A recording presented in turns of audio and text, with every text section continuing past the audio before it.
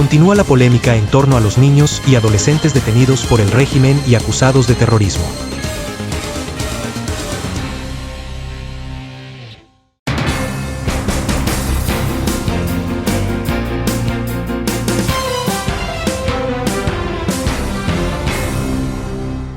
Familiares de los jóvenes, muchos de ellos menores de edad, detenidos tras las protestas que se registraron luego de las elecciones del 28 de julio en Venezuela, han exigido la excarcelación de los muchachos, los cuales son inocentes, y los cuales no son terroristas ni mucho menos delincuentes. Mientras tanto, Amnistía Internacional pide que se ponga en libertad a estos niños y adolescentes presos en Venezuela. En Venezuela, familiares de los jóvenes detenidos tras las protestas que se registraron luego de las elecciones presidenciales han exigido que sean excarcelados. Han pasado más de 2 meses y no hay pruebas que los incriminen. Entregaron un recurso de amparo con el fin de evitar que sean pasados a juicio. Sin pruebas no hay delito. Según la ley, debieron ser liberados a los 45 días de las investigaciones.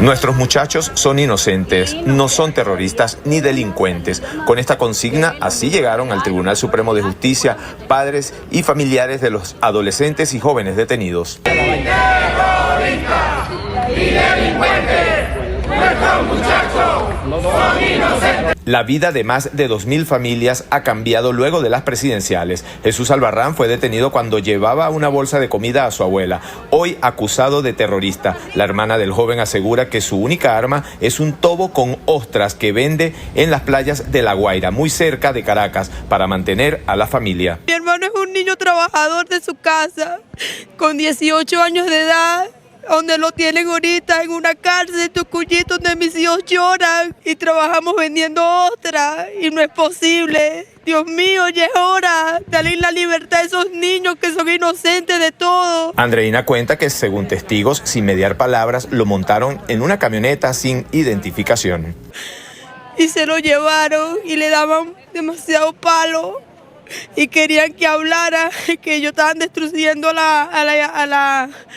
la plaza Hugo Chávez, donde era mentira que venían donde su abuela, de llevarle una bolsa de comida. No cuenten conmigo, esa fue la expresión de uno de los jóvenes al recibir la visita de su tía, quien asegura que lo consiguió deprimido y con 2 tallas menos. Demasiado flaco, dice que está demasiado deprimido y dice que no cuenten con él. En un descuido de los custodios, el esposo de Génesis Villarroel le confesó que ha intentado suicidarse varias veces y que estuvo hospitalizado. Bueno, él dijo que intentó 3 veces suicidarse porque ya estaba cansado, que no quería vivir más, porque esto era muy duro, que a él lo están culpando de algo que en realidad él no ha cometido.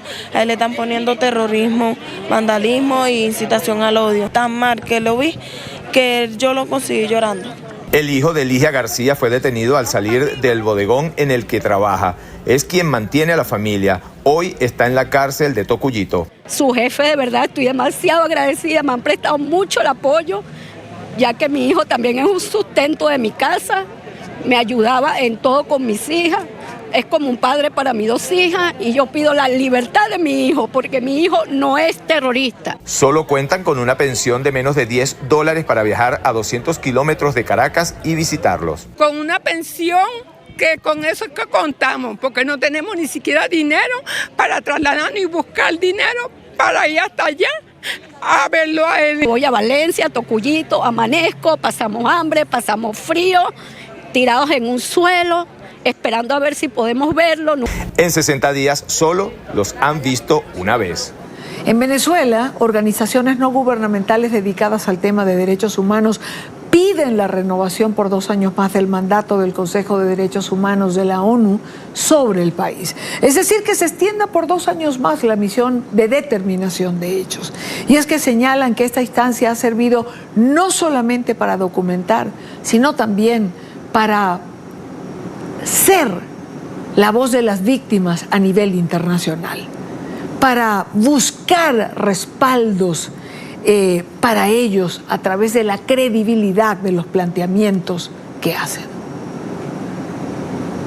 El periodo de funcionamiento de la Misión de Determinación de Hechos sobre Venezuela venció en el mes de septiembre. Por esto, y en el marco de las actividades del Consejo de Derechos Humanos de la ONU, ONGs defensoras de derechos humanos piden sea renovado este mandato por 2 años más para que continúen documentando y dando a conocer los crímenes que ocurren en el país. No solamente es un respaldo en términos de contribuir a documentar la gravedad de las violaciones de derechos humanos y los crímenes de lesa humanidad que se están cometiendo. En este momento es uno de los mecanismos que ha permitido que a nivel de la comunidad internacional haya mayor precisión sobre lo que realmente ocurre en Venezuela. Pero además han propuesto que no solo tenga facultades para la investigación de los presuntos crímenes cometidos por organismos del Estado, sino también por grupos parapoliciales, los denominados colectivos. Para que siga investigando los 4 mandatos principales que tiene la misión, que es investigar ejecuciones extrajudiciales, la práctica de la tortura en Venezuela, la desaparición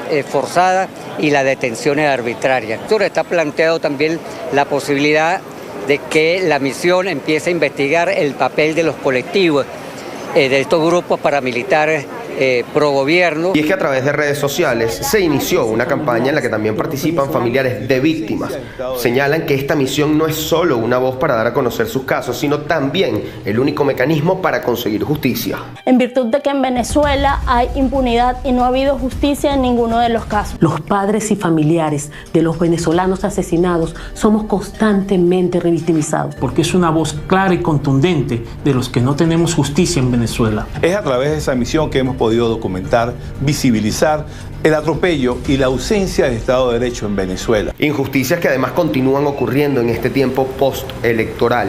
Familias que denuncian detenciones masivas de menores de edad, irregulares y sin respeto al Estado de Derecho.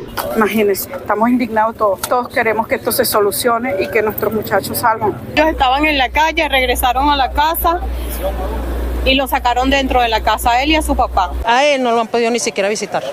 Solamente le han ido, le han llevado comida, no los han dejado ver ni nada. De él no sabemos ni siquiera si en realidad está en Tocorón o no. Allá simplemente reciben las cosas, que está bien y ya. Además, activistas de ONG señalan que esta misión puede ser un apoyo importantísimo en medio del panorama de persecución que se ha cernido sobre ellos. Hoy hay activistas, ciudadanos, periodistas y políticos tras las rejas. Las organizaciones de derechos humanos y los activistas, los defensores, no escapamos de este mecanismo de cierre progresivo del espacio cívico. Además hacen hincapié en que esta misión también puede servir como insumo para la investigación ante la CPI, un elemento que ponen sobre la mesa y un motivo que califican de esencial para su renovación. Quiero saludar en esta parte del programa a Valentina Ballesta, abogada y directora adjunta de investigaciones para las Américas de Amnistía Internacional. Valentina, bienvenida, gracias por acompañarnos. Gracias, Dania. A ustedes. ¿Cómo ayudar, Valentina, desde las organizaciones no gubernamentales a estas madres desesperadas con hijos presos? Realmente ya no saben ni cómo lidiar con estas circunstancias cotidianas que están viviendo. Primero que nada, Dania, lo que hay es que expresarles una gran solidaridad. Lo que viven y refrendarles que lo que viven es absolutamente injusto y es indignante, y por eso se tiene que hacer eco de esto en las organizaciones de sociedad civil para que esto se conozca a nivel internacional y se pueda seguir denunciando. Recordarles también que los caminos están abiertos para que las investigaciones en las más altas autoridades de Naciones Unidas y de la Corte Penal Internacional también tienen jurisdicción y competencia sobre estos casos, y que debemos, las organizaciones de sociedad civil, también servirles de puente para hacer sus denuncias en estos espacios. Realmente lo que estamos viendo es no solo es contrario con las leyes de Venezuela, sino con los tratados internacionales, con la Convención Internacional de los Derechos de los Niños. Debemos recordar además que bajo el derecho internacional, adolescentes, como conocemos en Venezuela, en realidad estamos hablando de niños menores de edad. Entonces, no se nos debe olvidar que deben ser protegidos con especiales medidas, y entre ellas, por supuesto, poner siempre en el tapete, en la protección, el interés superior del niño o de la niña, lo cual, por supuesto, en Venezuela no solo no se está haciendo, sino que se está cometiendo de las peores violaciones de derechos humanos que hemos documentado en muchos años. El único interés superior que hay en Venezuela, y lo comentaba hace unos minutos Valentín, es aferrarse al poder, cueste lo que cueste, es el interés supremo del régimen. Y en este momento nos está costando la salud y la integridad de 67 niños y adolescentes que están presos por el régimen de Venezuela, mal alimentados, mal atendidos, violando no solo sus derechos fundamentales, sino también su integridad física y psicológica. A ratos uno se pregunta, ¿qué más podemos hacer? Efectivamente, Dania. De hecho, desde Amnistía Internacional estamos relanzando ya una denuncia que habíamos hecho hace semanas y que todavía, bueno, es escalofriante que todavía siga vigente, pero es así y estamos relanzándola con estos nuevos datos de las denuncias que hemos recibido esta semana para solicitar una avalancha de actividades, de presión a nivel local, a nivel regional y a nivel global para que en Venezuela, para que se le exija a las autoridades venezolanas que pongan libertad a estos niños, a estos adolescentes y que pongan libertad a todas las personas detenidas por motivos políticos en Venezuela. Entrevistamos hace unos minutos a una de las madres de estos jóvenes detenidos. La verdad que creo que me afectó a mí y a todo el que tuvo la oportunidad de ver la entrevista. ¿Qué tratamiento, Valentina, debemos de darle a la información de estos menores que han perdido la libertad? Bueno, primero tratarlo con la urgencia que esto requiere, lo primero y lo principal.